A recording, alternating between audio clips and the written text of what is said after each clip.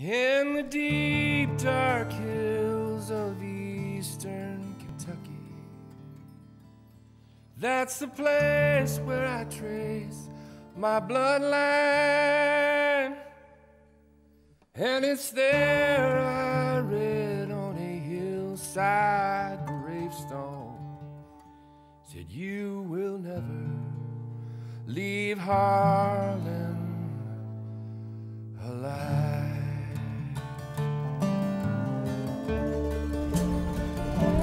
Well, my granddad's dead, walked down Cattern's Mountain, and he asked till he helped him to be his bride.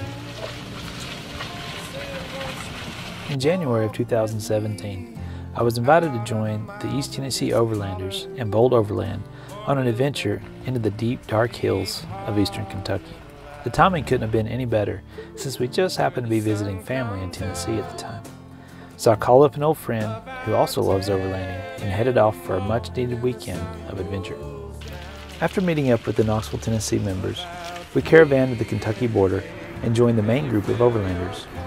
With our convoy now numbering 20 vehicles strong, we said our hellos, then made our way towards the Appalachian Hills in a previously explored route provided by the good folks at Broken Spoke Overland.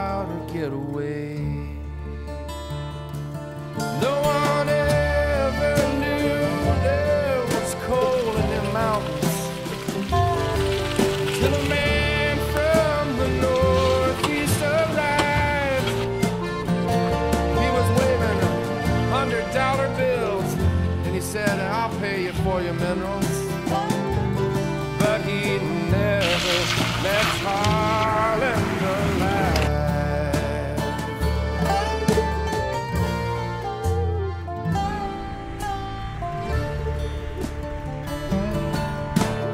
Well, Granny, she sold out cheap, and they moved out west of Pineville to a farm where big Richland River winds. They danced with the jig, and they laughed and sang a new song. Who said we'd never leave Harlan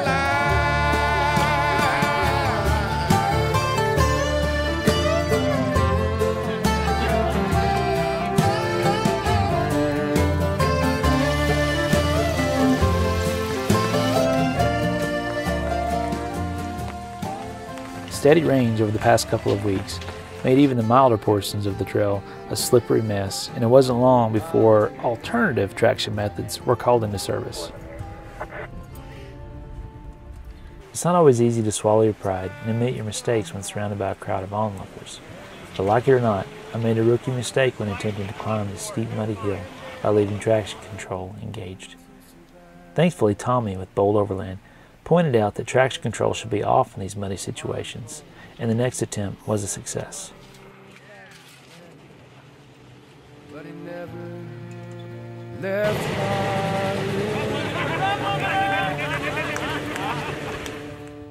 where the sun comes up about 10 in the morning and the sun goes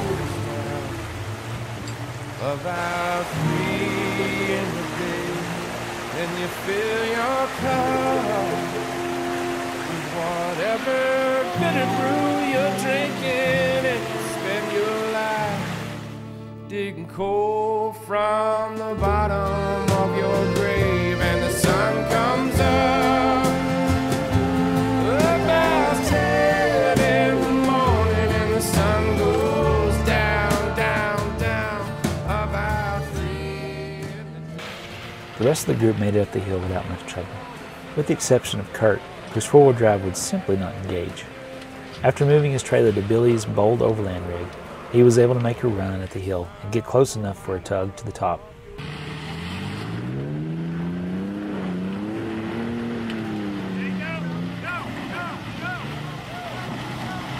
After overcoming our worst obstacle yet, spirits were high as we again dove into the Kentucky undergrowth and began making our climb out of the valley.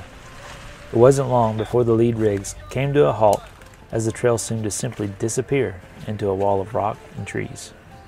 After taking some time to assess the situation, we were able to determine where the trail was intended to pass through, though it was severely degraded from erosion. While the route would be passable in dry weather, the constant rain over the past weeks had turned the ground into a sloppy mess. Since attempting to turn 20 rigs around in tight undergrowth would do significant damage to the trail side, we opted to invest the time in clearing and reinforcing the original path for those who would one day travel this route as well.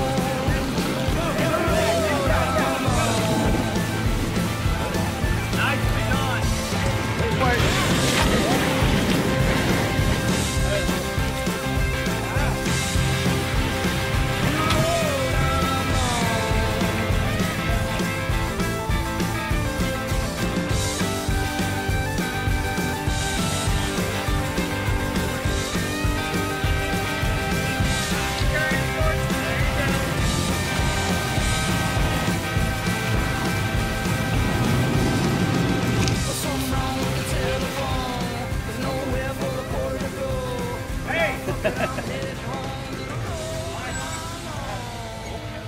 this. Big throttle. Yep. Hey, Ruben, get some. It's on you.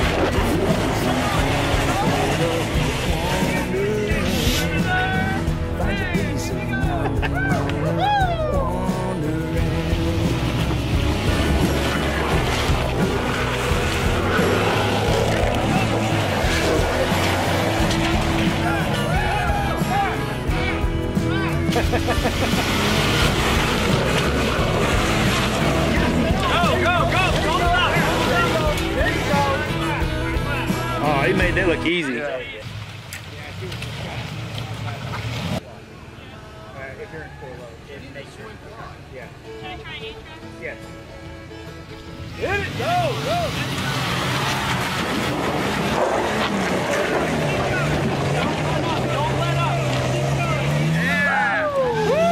Yeah, that's right. A girl did it. What's the rest of y'all's problem? Two-wheel drive, baby. Well, technically, you have four-wheel drive. After 2 hours of clearing, winching, and traction matting our way through the ravine, the convoy made it through. With our stomachs growling, we headed for a nearby clearing and set up camp for the night. While we didn't cover many miles in this day's adventure, we made great friends while working together to overcome each challenge along the way. Another valuable outcome from the day was that we each learned a bit more about our own overlanding techniques and rig abilities in some very nasty conditions, which would serve to boost our confidence and skills whenever we encounter these types of obstacles in the future. As we sat around the fire and recounted the weekend's adventure, it made me love this overlanding community even more. The instant connection and lasting friendships you walk away with are hard to come by these days with our rat races and social media-based interactions. The bottom line is that you simply can't substitute time spent around the campfire with a group of individuals who work together all day long to ensure the safety and overall success of the rolling community.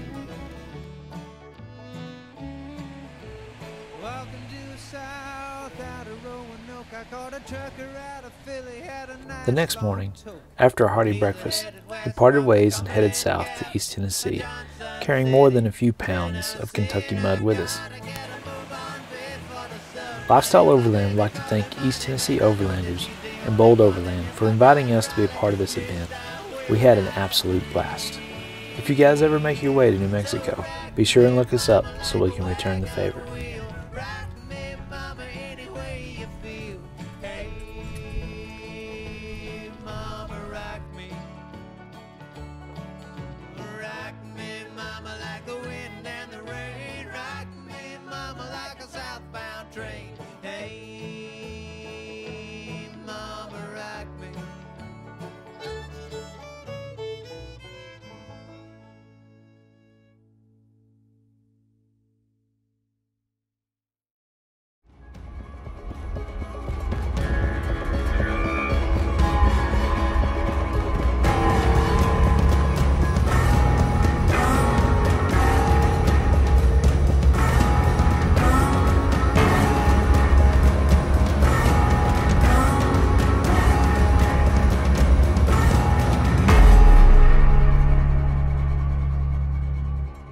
If you're based in the Southeast United States and looking for a great organization to be part of, then make sure and look up East Tennessee Overlanders on Facebook and join a truly exceptional group of individuals.